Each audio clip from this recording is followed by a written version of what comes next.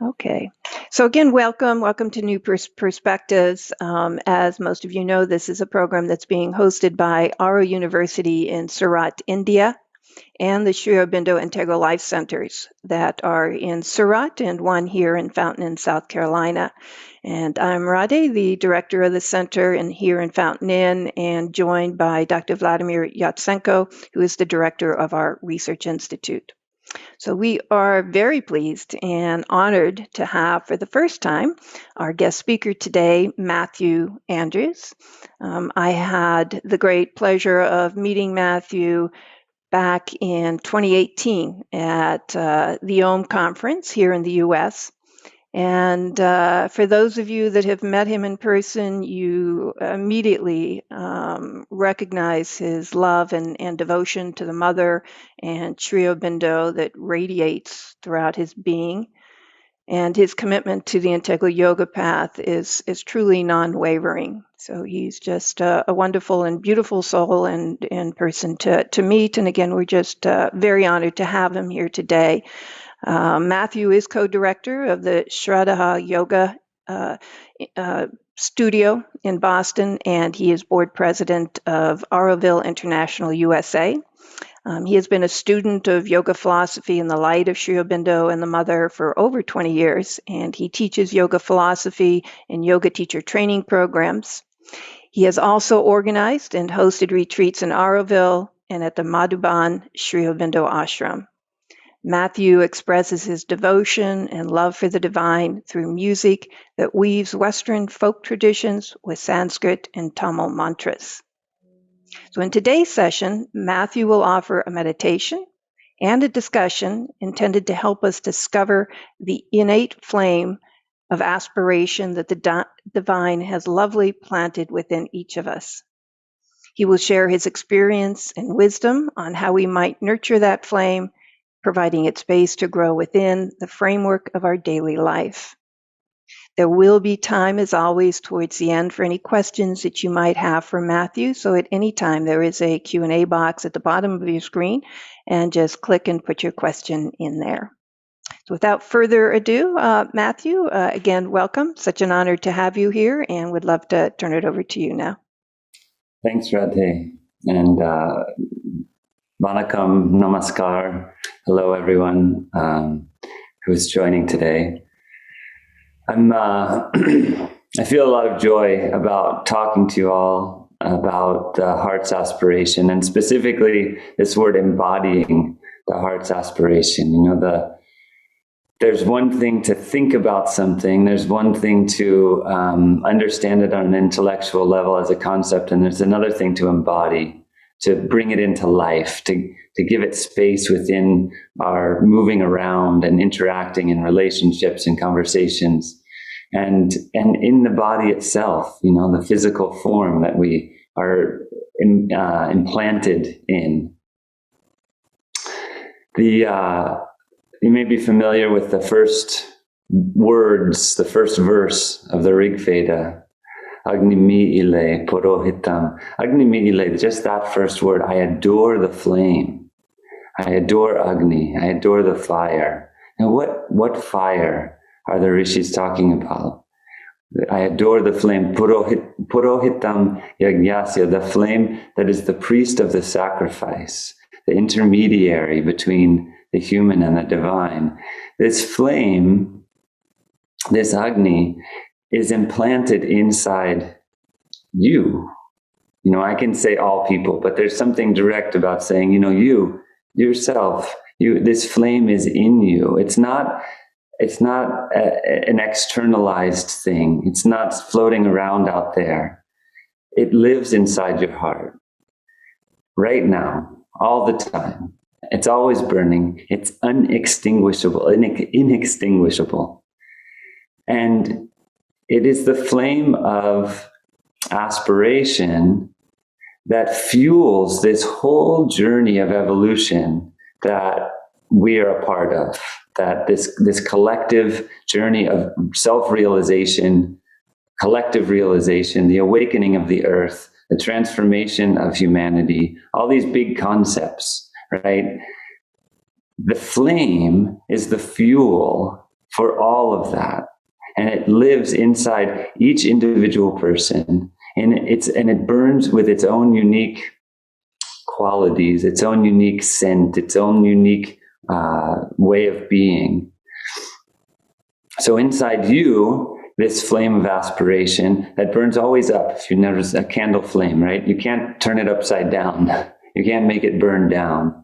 It burns always up. The word aspiration comes from the Latin aspiritus, to the spirit. So the flame of aspiration burns always toward the spirit. And the word spirit, the Latin word spirit, is the same root as the word breath.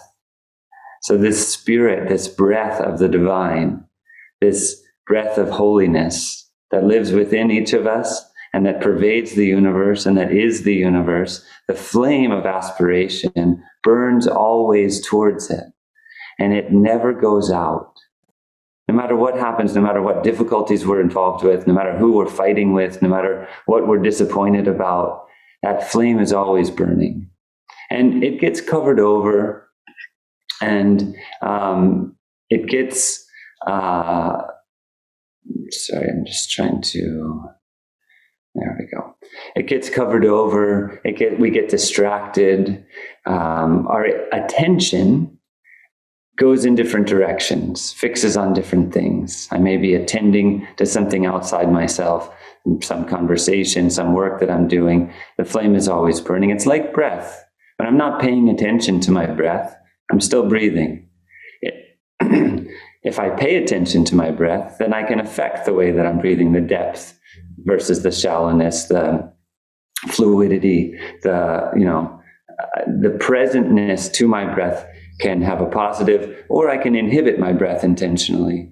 And there are, in my body, in my breath, there are inhibitions that kind of build up. If I sit like this for a long time, my lungs are going to get a little bit inhibited. If I have a virus, if I have, there can be muscular or structural inhibitions. There can be temporary kind of bacterial or viral inhibitions. So the breath can move freely and it can be inhibited.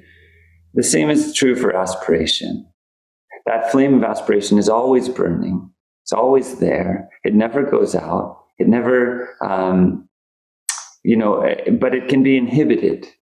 It can be blocked by the karmic architecture of our lives, the sanskaras that we bring into this existence, that we are born with, that are here to be worked out.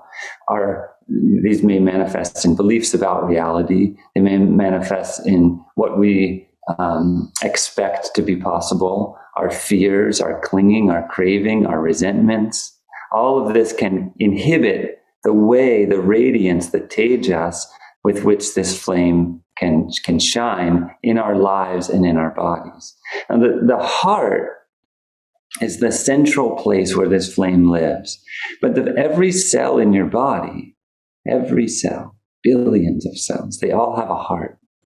And in the heart of every cell is the flame of aspiration. So we can experience this kind of concentrated flame in our spiritual heart, which we can feel here in the center of our chest. And we can also feel the diffuse flame of aspiration in the entire body. Every cell aspires. Every cell longs to be free, to be awakened, to realize itself, to be divinized. And the call of aspiration that goes out, the Agni, in that first verse of the Rig Veda, Agnimi ile porohitam yagyasya devam ritvijam hotaram. So Agni is called the hotar, the one who calls, the one who cries out, the one who pleads with the divine, the one who vocalizes our deepest inner longing to know ourselves and to know the divine. That call is never not answered. Never. It's not possible. The universe is constructed in a way that every call from the depth of our being is answered. It's like Krishna and Radha. Radha calls to Krishna. Radha loves Krishna. Radha worships Krishna. But Krishna also is drawn to Radha.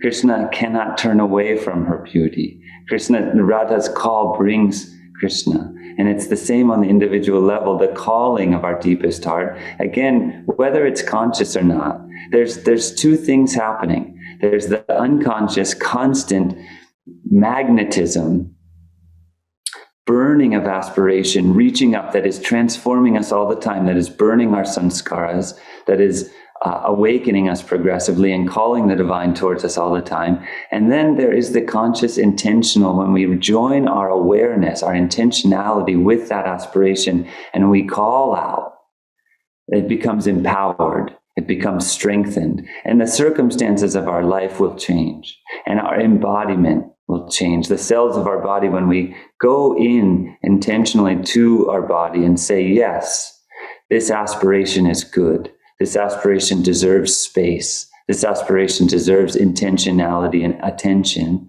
Then it's empowered, it grows, and the body becomes more light-filled, more radiant.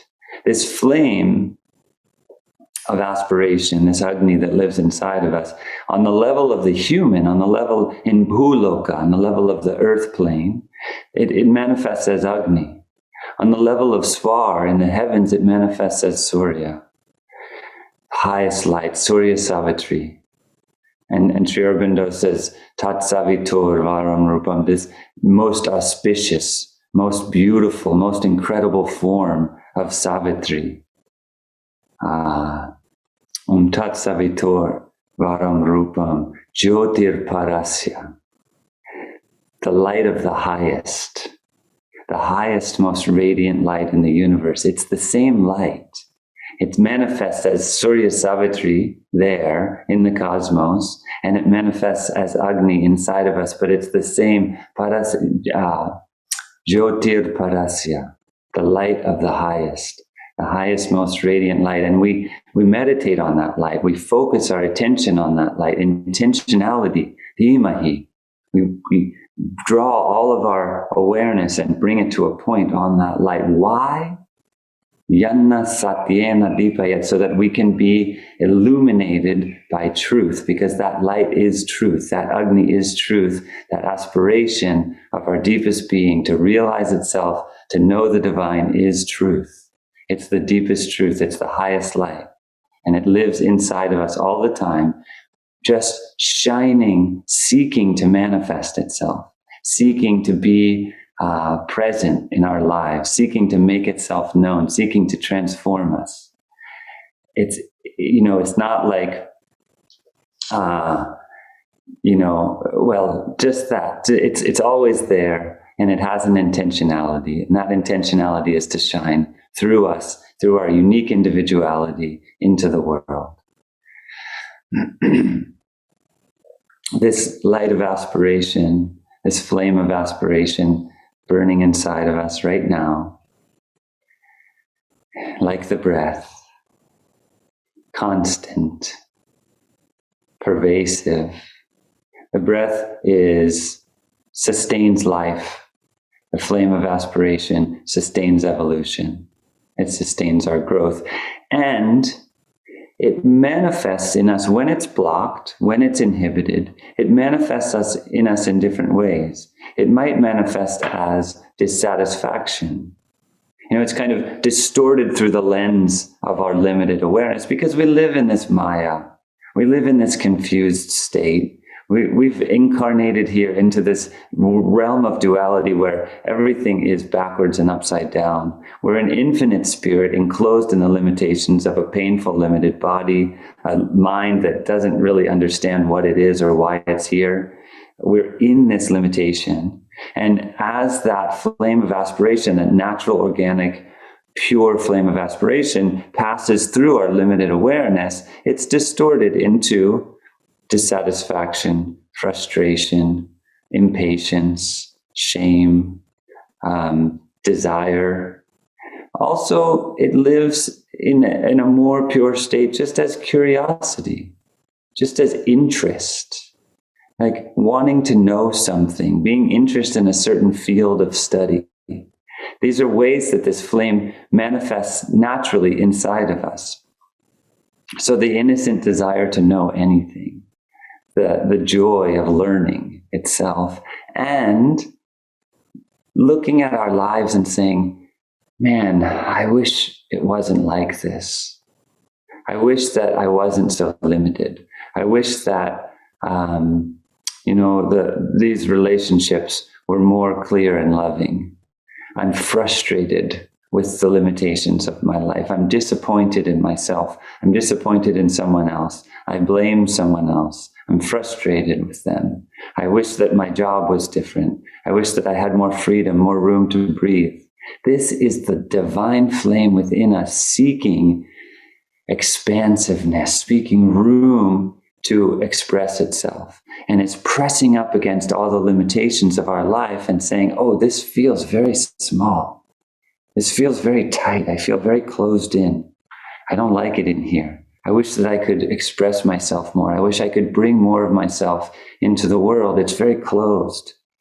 That interface, that's our life experience from moment to moment, is what that interface is between this flame and the structures of our life.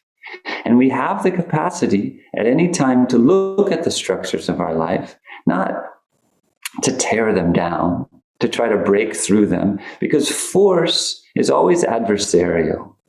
And I can talk about this on an individual level, and I can talk about it on a collective level. Force is always adversarial. It's me against you. It's this against that, us against them. I have to break something. I have to destroy something. I have to move through something. Light is not adversarial. Light just burns. It just shines. It just radiates. It doesn't need to break anything. And it's strengthened by its own radiance, by its own manifestation. When we attend to it, when we nurture it, when we allow it, it's strengthened by its own presence. It's not strengthened by adversarial relationship. And yet the karmic architecture of our life is there. And so the light shines against it. It interfaces with it. And there's a choice point there. How do we relate to that point of interface where the light touches that which is not light, that which is obscuring the light in us, in the world around us, in our lives, that which would limit the light, that which would block it, When the light touches that, how do we react to that? Do we focus on trying to tear down, on trying to destroy, or do we focus on the light itself and know that through its strength, it will gently wear away anything that stands in its way? It will dissolve, it will melt the wax museum of our life, the wax figures in the wax museum of our life that impose themselves and say, I am real, I am important, I am more important than anything else. Our fears about what's going to happen to us, our concerns about finances, our concerns about, the mechanics of our life and our relationships, and whether we're going to be loved enough and appreciated enough and have enough resources and have enough nourishment. These wax figures that say we are the most important thing right now. If we focus on the light of our being and we strengthen the light of our being, that light will radiate out and melt the wax figures. And this is true collectively in any collective situation as well. We can focus on adversary. We can focus on trying to force someone else to do something, trying to force a group to behave in a way that is more in alignment with what we think they should be doing. We can focus on trying to control life around us, or we can focus on embodying light, embodying aspiration, embodying the radiance of our being.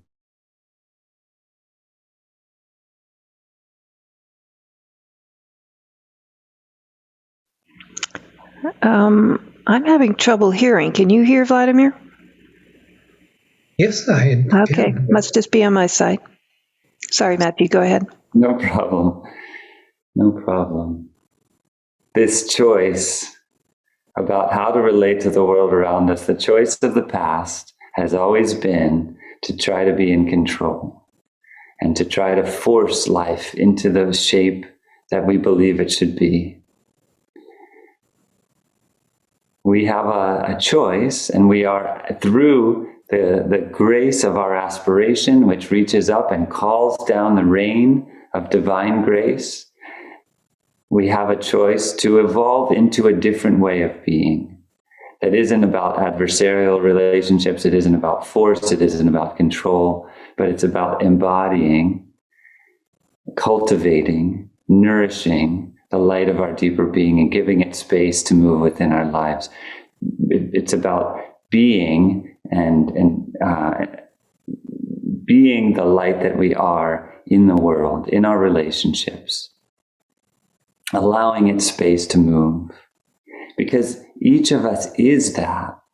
What we normally experience ourselves as, our personality self, our beliefs about reality, our preferences, our desires, our thoughts, what is real and what's not real, what do I believe, what sports teams do I like, what political party do I like, how should life be, the things that I normally think of as me, the clothes that I wear, the clothes that I like to wear, the kind of people I resonate with, the kind of music I like, all these things, they're prisms.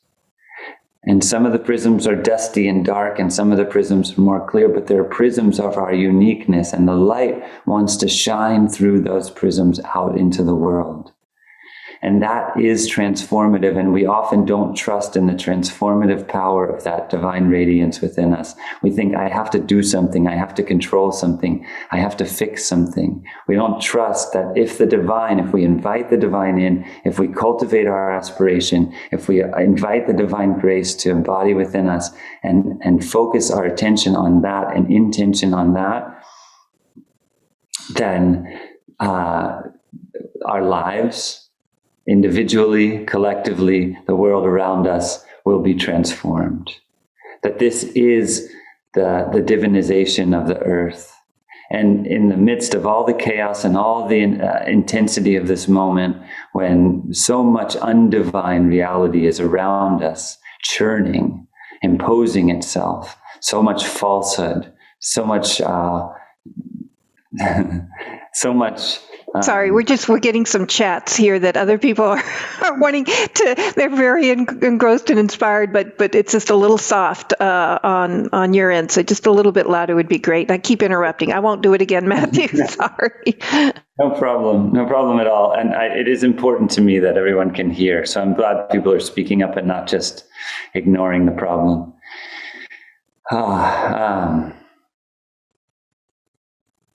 Let's shift. Let's shift from me talking to you to sitting together and going into a more internal space. So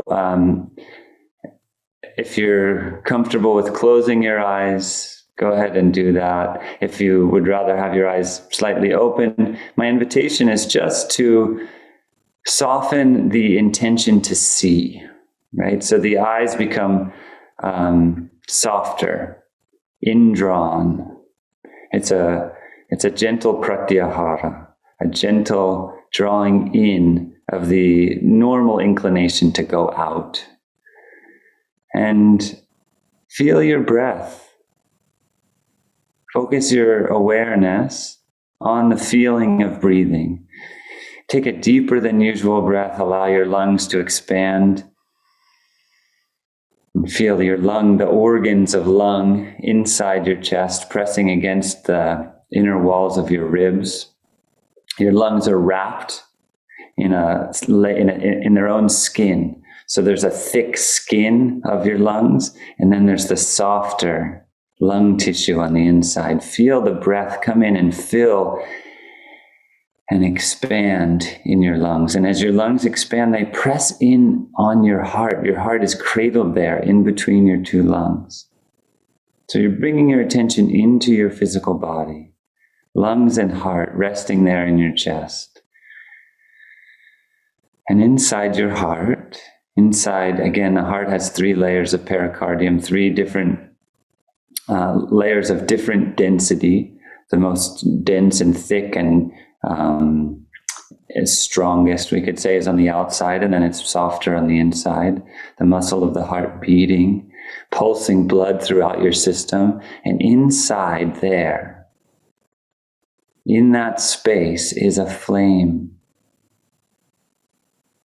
I'm not talking about a physical fire, a spiritual flame. It's no less real because it's not physical. The physical heart emerges from the spiritual heart. It's a manifestation of the spiritual heart. The physical heart is the secondary, the spiritual heart is primary, and the spiritual heart contains this flame, light, bright, reaching upward, seeking the divine, seeking yourself, your deepest self, your truest self, your unencumbered, free, powerful, universal self. And that self, that container of individuation that is you, is joined with the whole cosmos. So your physical lungs breathe into and cradle your physical heart. The spiritual breath, the radiance of the breath in you breathes into your spiritual heart. Let the two dimensions of breath, physical breath and spiritual breath, be one.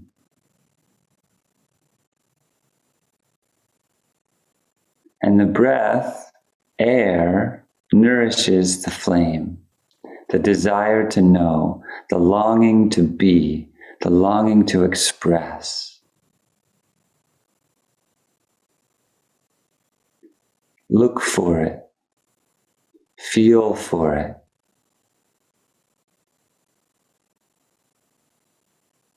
Let go of any distractions and focus your attention on your breath feeding the flame of aspiration inside you.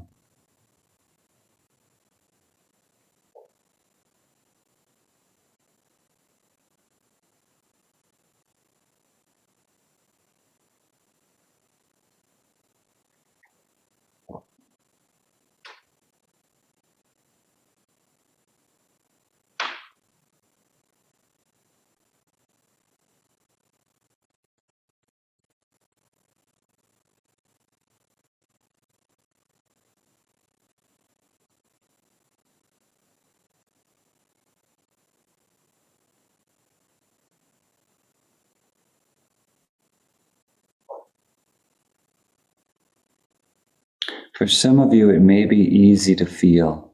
It may be easy to feel the radiance of this flame inside of you. It may be easy to see it. For some of you, you may feel nothing. But the intention to see, the attempt, is powerful. So even if you feel absolutely nothing, desiring to see, intending to see is an act.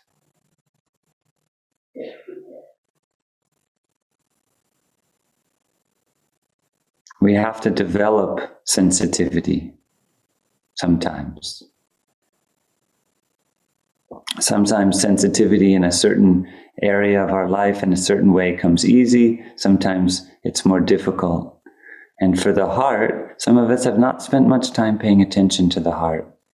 So it can be challenging, but intending will build sensitivity. You will touch this flame if you look for it,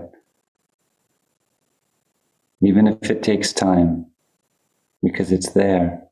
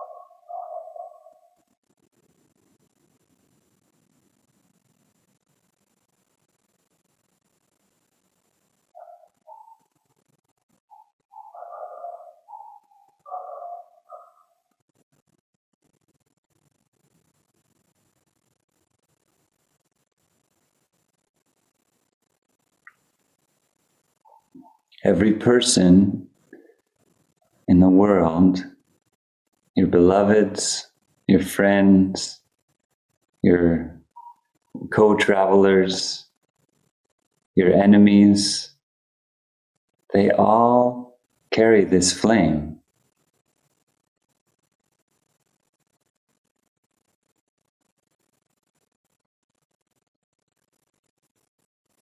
We all carry these flames together, and these flames are burning upward toward the oneness that we all are. When you light a candle from another candle, nothing is lost. The other candle doesn't go out, it doesn't lose anything. This is what we are. We are all candles burning, flames burning, with the same flame, lit from the same source.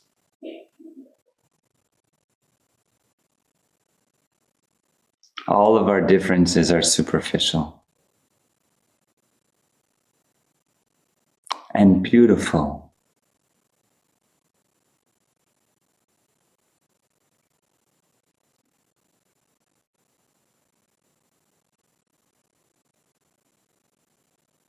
To know yourself is to know that. To know the divine is to know that we are all lit from the same source, and all of our differences are the surface, but they're beautiful.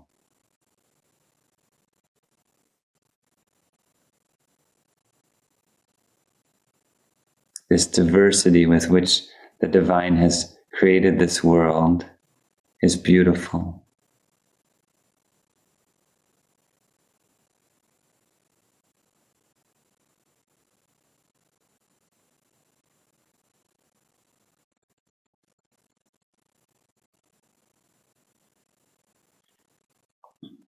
And for these last few moments of sitting together, just bring your awareness to that flame, or to the intention to feel or see or know that flame.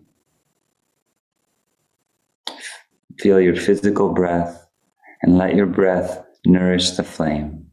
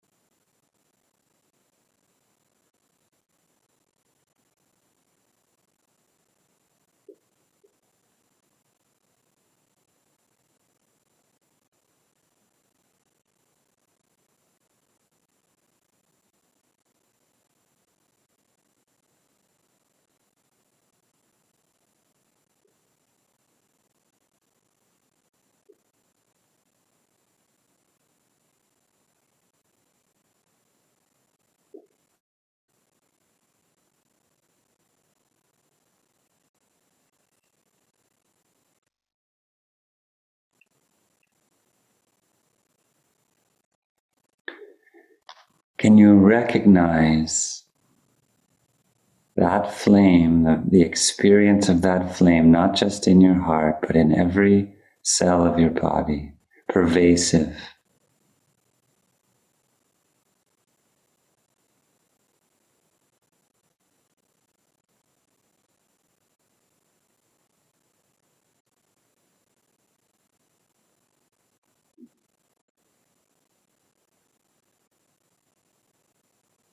Let your breath flow throughout your whole body, nourishing the flames in the hearts of your cells.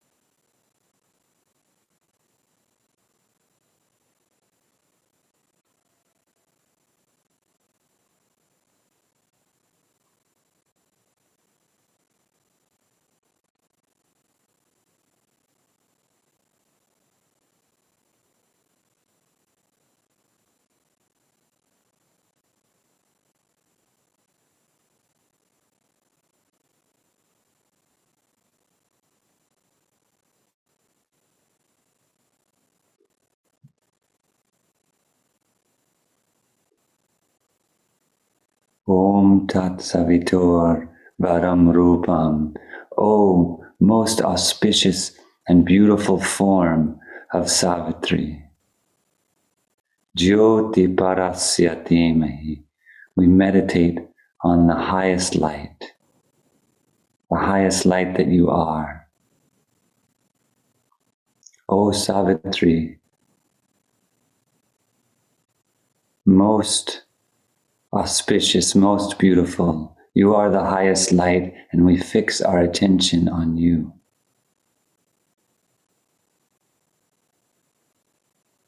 Please illuminate us with truth. Allow the light of truth, the light of reality, Satyena, the light of being, the light that is, the light of creation. Illuminate us. Light us up.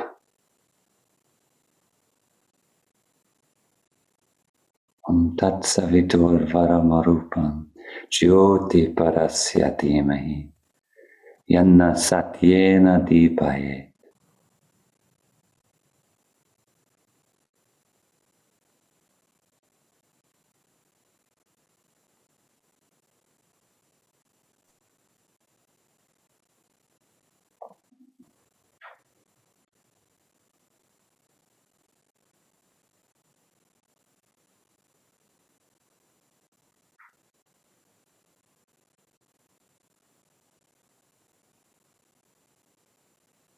I am the flame of aspiration that fuels evolution. I am the flame of aspiration that reaches toward what shall be. These are words you can affirm to yourself. I am the flame of aspiration that reaches toward what shall be and draws it near.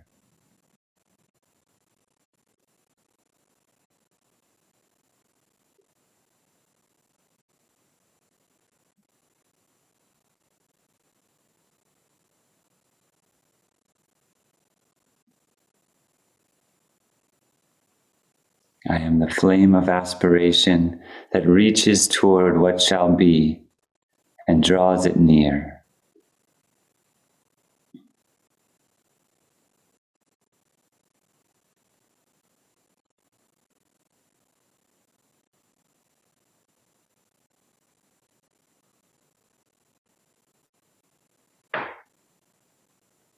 I am the flame of aspiration that seeks its source in the Divine Beloved.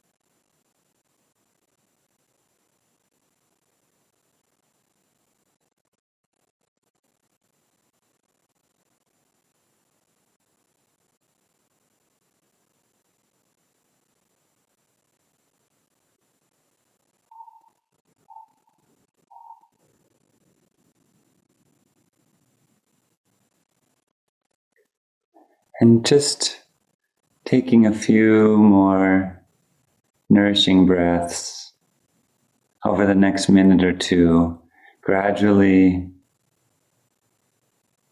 when you're ready, allow your eyes to open, returning to an outward orientation.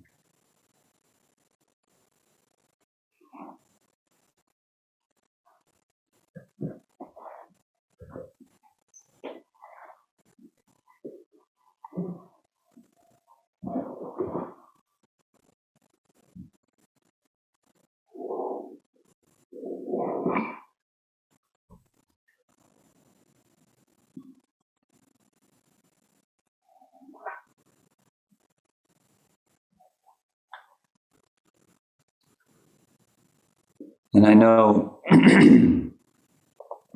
there's the limitation of the interface where you have to type in order to ask a question or to share something. But I would love to hear from you.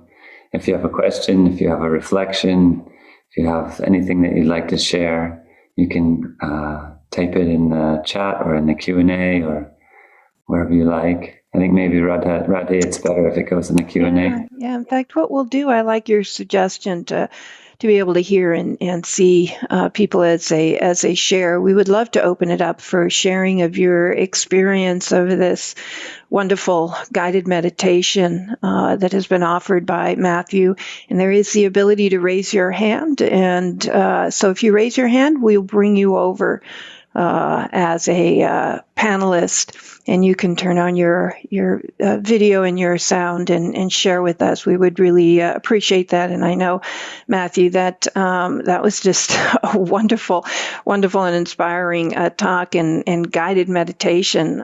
From my perspective, it's so interesting because throughout it, this warmth from the heart region just kept growing and growing and growing, and it was as if all kind of the energy that was scattered around me kind of found its place and purpose in the heart region and was actually creating warmth, was creating heat. So that was truly a wonderful experience on my part.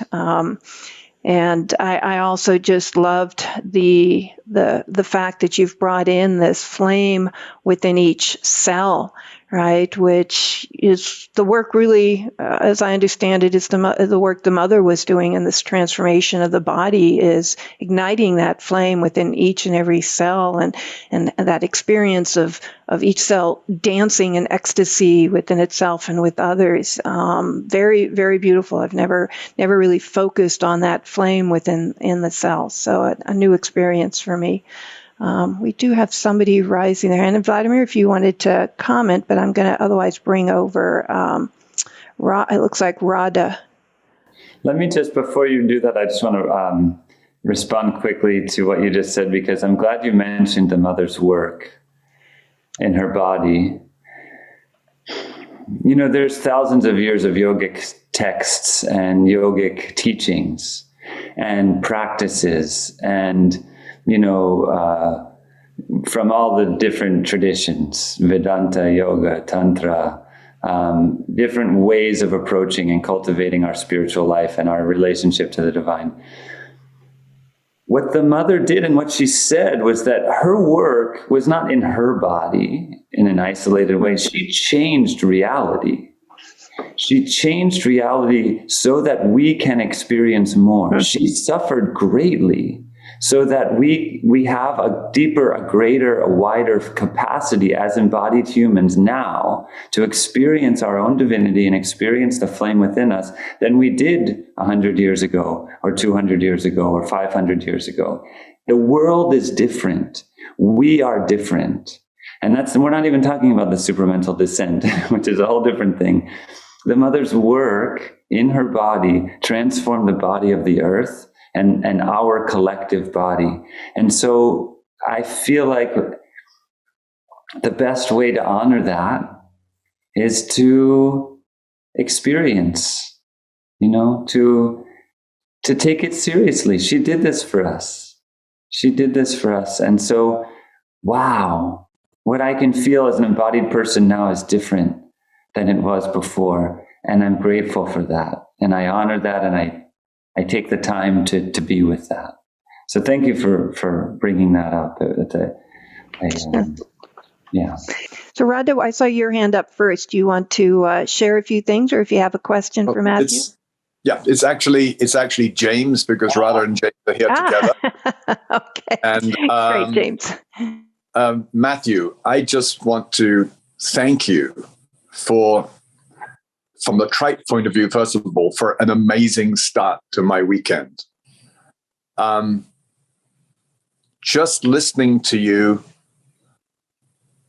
and seeing you with the tranquil, deciduous trees in the background reminds me of the Sadhana forest, actually. But just listening to you helped me so much to just realize that the key to moving forward in what may be an interesting week will be just to realize that the external pieces are, as you say, the prisms and the artificial boundaries that are keeping that eternal individual manifestation of that fire inside me from being able to do its thing, as it were. So what I'm going to be looking forward to going through this week is to looking to see how I can crack those prisms, move them out of the way so that some more of that light can get through and help permeate the endless tasks I'm going to have to perform this week. And hopefully I can maintain this going forward, because it was a real eye-opener for me to listen to the way you presented this. Thank you so much. It's so nice to see you, James. It's been a long time. I know. I didn't expect, when I saw Radha's name, I didn't expect you, but I'm so happy that it is you. And nice to see you too, Radha. And I appreciate your reminder, James, that this is not some esoteric mumbo jumbo. This is the interface with real life. Right. Real lives to live here. And everything that I said is absolutely applicable and intended to inform, permeate your real life.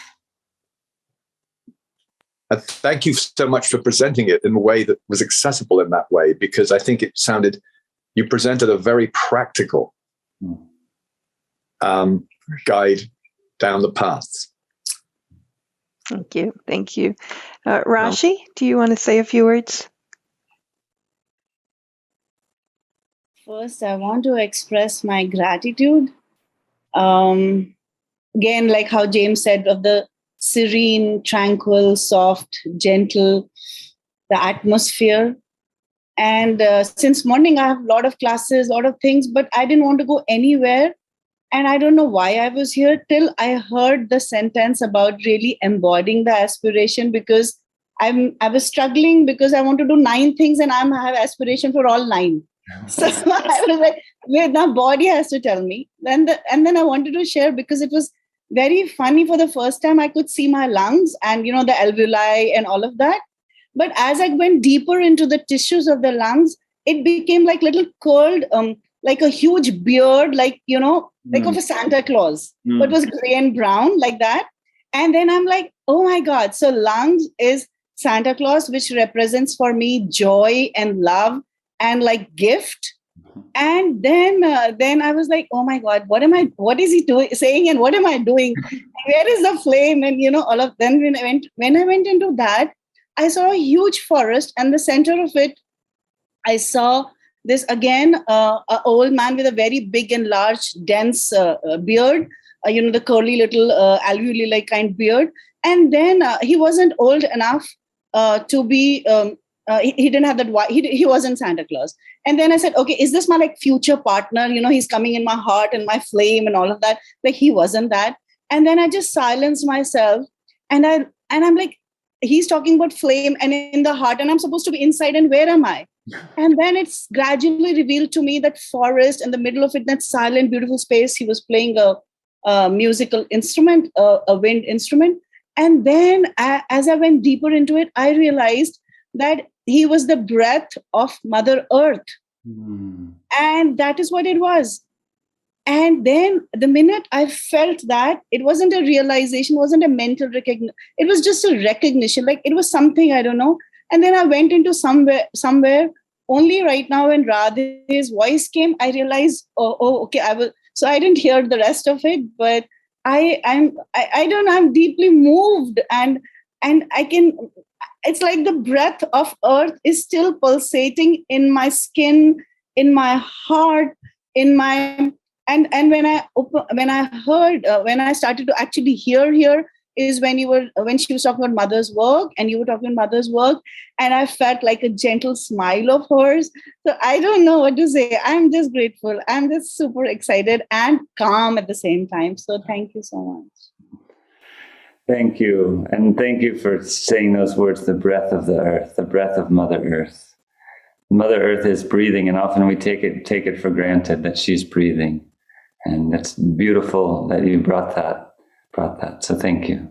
I would just like to add to Rashi has offered some just amazing guided meditations herself to our community, and very inspiring, and include music, vision, art. So it's good to see you, Rashi. I'm so glad. I know you're in India, so it's a little late there, but lovely to see you, and thank you for sharing.